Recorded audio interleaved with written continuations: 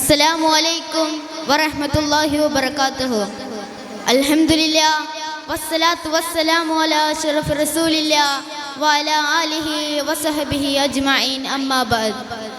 ഏറ്റവും ബഹുമാനാദരവുകൾ നിറഞ്ഞ ഉസ്താദുമാരെ, രക്ഷിതാക്കളെ, പ്രിയപ്പെട്ട നാട്ടുകാരെ, സ്നേഹം നിറഞ്ഞ കൂട്ടുകാരെ, അനാഥനായി ജനിച്ചു വളർന്ന് ലോകത്തിന്റെ നായകസ്ഥാനം ഏറ്റെടുത്ത അന്ത്യപ്രവാചകൻ നമ്മുടെ നബി മുത്ത് റസൂൽ മുഹമ്മദ് മുസ്തഫ സല്ലല്ലാഹു അലൈഹി വസല്ലമ തങ്ങളുടെ ജന്മം കൊണ്ട് അനുഗ്രഹീതമായ ഈ സുന്ദര ദിനത്തിൽ നിങ്ങൾക്ക് മുമ്പിൽ ആ പ്രവാചകനെ കുറിച്ച് രണ്ട് വാക്ക് സംസാരിക്കുവാൻ എനിക്ക് വിധിയെഴുതിയ അള്ളാഹുവിനെ ഞാൻ ആദ്യമായി സ്തുതിക്കട്ടെ. അൽഹംദുലില്ലാ. പ്രിയമുള്ളവരെ, 1400 വർഷങ്ങൾക്ക് മുമ്പ് കല്ലിനെയും മരങ്ങളെയും ആരാധിച്ചിരുന്ന തിന്മയുടെ അന്ധകാരത്തിൽ മൂടപ്പെട്ട മനുഷ്യത്വം എന്താണെന്നറിയാത്ത ഒരു കാട്ടറബി സമൂഹത്തിലേക്കാണ് കാരുണ്യക്കടലായ നമ്മുടെ നബി കടന്നു വന്നത്.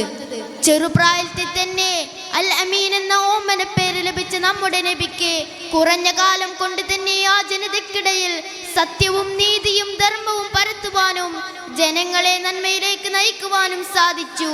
ജനങ്ങളെ നേർവഴിക്ക് നയിച്ചതിന്റെ പേരിൽ സ്വന്തം നാടും വീടും വിട്ടു പോകേണ്ടി വന്നു ആ പ്രവാചകനെ.